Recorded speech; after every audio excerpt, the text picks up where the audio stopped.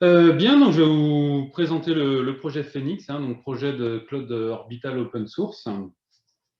Alors tout d'abord, cloud orbital, donc la signification c'est constellation de satellites. Donc certains vont tout de suite penser à des projets de type euh, connexe à SpaceX, voilà, ce genre de constellation. Mais vous allez voir qu'il y a une grosse différence dans ce qu'on cherche à faire. Donc, fournir un cloud orbital as a service. Donc, ça veut dire qu'on va avoir des clients, des utilisateurs qui vont venir se connecter à notre cloud. Okay, mais notre cloud, c'est juste qu'il n'est pas dans un data center sur Terre, il est en orbite, tout simplement.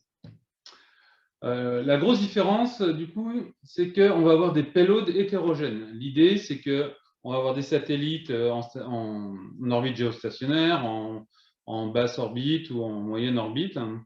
On va avoir des puissances de calcul différents. On va avoir des moyens de communication différents aussi. Et donc, du coup, des capacités de stockage différentes d'un satellite à l'autre. Donc, vraiment, le payload de chacun des satellites va être différent. Et l'objectif, là, on voit aussi, ça va être de fournir des stations sol Phoenix.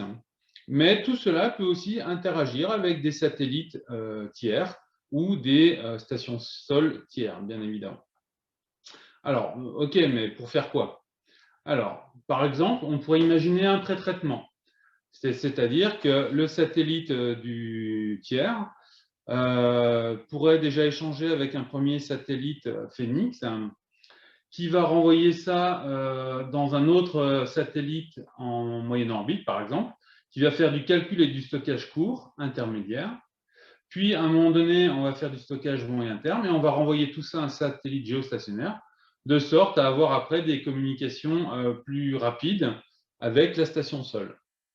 Donc là, on voit déjà que ça enchaîne toutes les différentes caractéristiques hétérogènes de ces satellites, et enfin donc de la constellation. Alors, on pourrait aussi imaginer des tas d'autres choses. Il y a déjà des choses un peu distantes, ça serait du transpondeur. Donc, le transpondeur, c'est faire une réception, une transformation, une émission à la volée. Pourquoi? Typiquement, on peut imaginer déjà les satellites sont possiblement en vue plus longtemps qu'entre un satellite en orbite basse et la station Sol. Généralement, c'est à peu près 5 minutes. Alors que là, eux deux sont possiblement en communication plus longtemps. Donc, on pourrait aussi imaginer des sauts d'un satellite à l'autre, de sorte à communiquer avec celui-là de manière plus longue. Alors ici, j'avais inclus une transformation ou pas, ça reste des choses optionnelles évidemment. L'idée, ça va être d'être flexible. L'idée aussi, ça va être par exemple de récupérer un satellite qui aurait eu un problème au lancement et qui aurait une radio, une communication qui ne peut plus fonctionner à pleine puissance.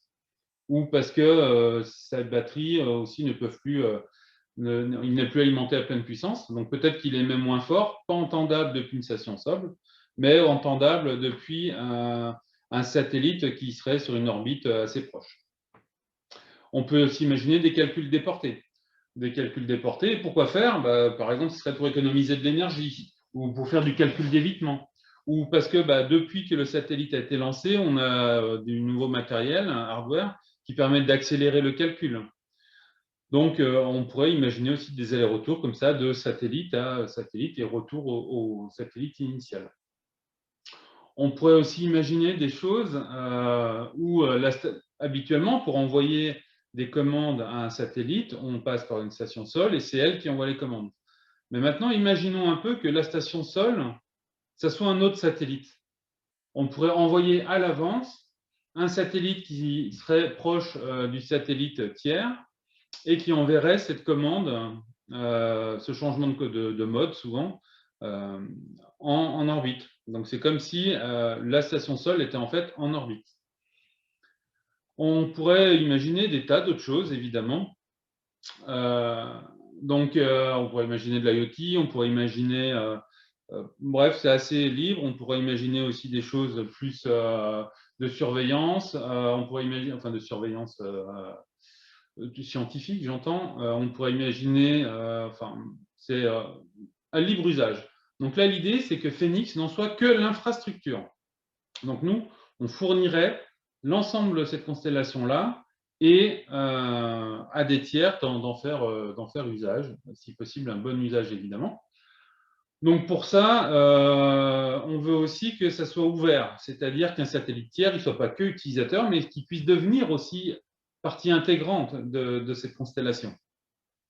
Donc pour cela, ça pourrait amener de nouvelles capacités, ça peut être aussi pour étendre la couverture, ça peut être aussi par exemple pour valoriser financièrement un payload qui serait utilisé qu'à un faible pourcentage parce qu'à la base, il est plus focalisé sur une région, sur d'autres régions, on pourrait le valoriser ainsi, etc. Ou même pour accroître tout simplement la résilience des infrastructures. Donc, avant d'en arriver à cette constellation complète, on a dû créer aussi d'autres sous-projets, hein, la même chose que ce qui arrive dans tous les autres projets. On commence par avoir une idée, puis en fait, on a besoin de plein de systèmes soutien.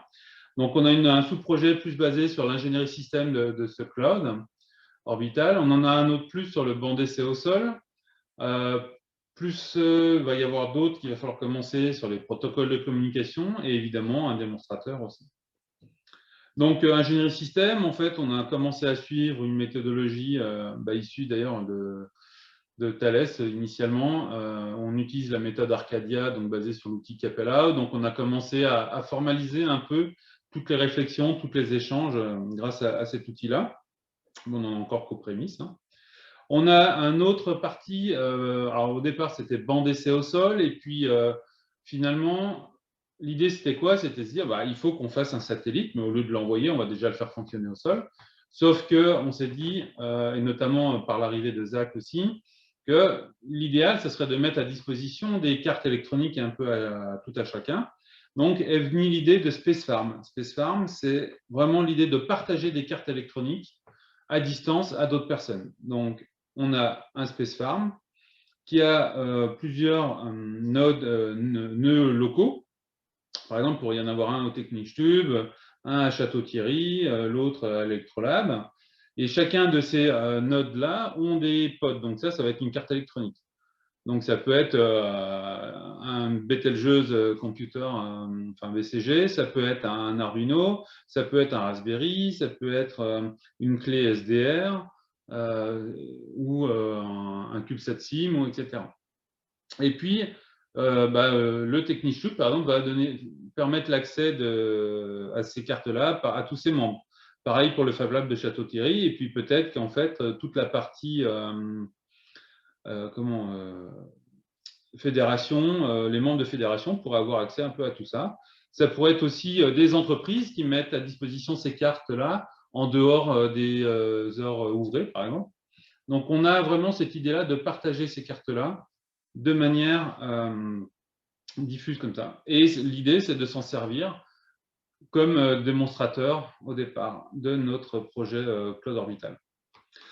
Donc, on a commencé Space Farm. Donc, l'idée, c'est d'avoir quelque chose aussi de très modulaire. Donc là, c'était juste pour illustrer qu'on échange un certain nombre de messages et que, comme vous le verrez tout de suite après, quand on passera à la partie live, c'est que le montage des cartes, on ne suppose rien du montage des cartes, de comment elles sont connectées.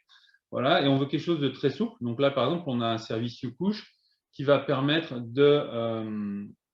d'allumer et d'éteindre les cartes et de partager via un hub USB toutes les cartes filles. Nous avons ici en fait un Raspberry qui va être l'hôte pour le serveur Space Farm, en tout cas le nœud, l'agent nœud de Space Farm, auquel on a connecté en fait plusieurs. On a connecté un YouCouche qui va permettre, qui fait hub USB, mais je vais dire débrayable, enfin il peut allumer et éteindre les cartes. Et derrière, on a mis pour l'instant deux cartes de pod, un Raspberry et du coup, il est où l'autre? Au milieu, on a mis aussi des capteurs de. Ah oui, là. On a mis les capteurs de consommation, évidemment, électrique. Et par exemple, ici, on a mis une clé RTL SDR afin de tester, par exemple, des protocoles de communication radio. On pourrait écouter d'un côté, tandis que l'autre, on peut utiliser une petite astuce pour utiliser juste un pin de la Raspberry pour faire de l'émission radio. Il y en a un autre de livre là-bas, mais l'idée, c'était de mettre le CubeSat qui est en cours de fabrication, mais qu'on ne montrera pas aujourd'hui. voilà, tout ça pour tester un peu tout ça. Donc, pourquoi faire ça? Donc, déjà, c'est pour tester toutes par exemple, le code. Donc, quand Zach parlait tout à l'heure de tests de code BCG, l'idée, c'est qu'on pourrait très bien connecter une carte BCG ici, la mettre à disposition, et chacun pourrait avoir réservé un créneau et après avoir accès à cette carte-là. Et puis, dans un deuxième temps, on va étendre un peu le principe où on va dire, on peut faire des exécutions automatiques à des moments donnés.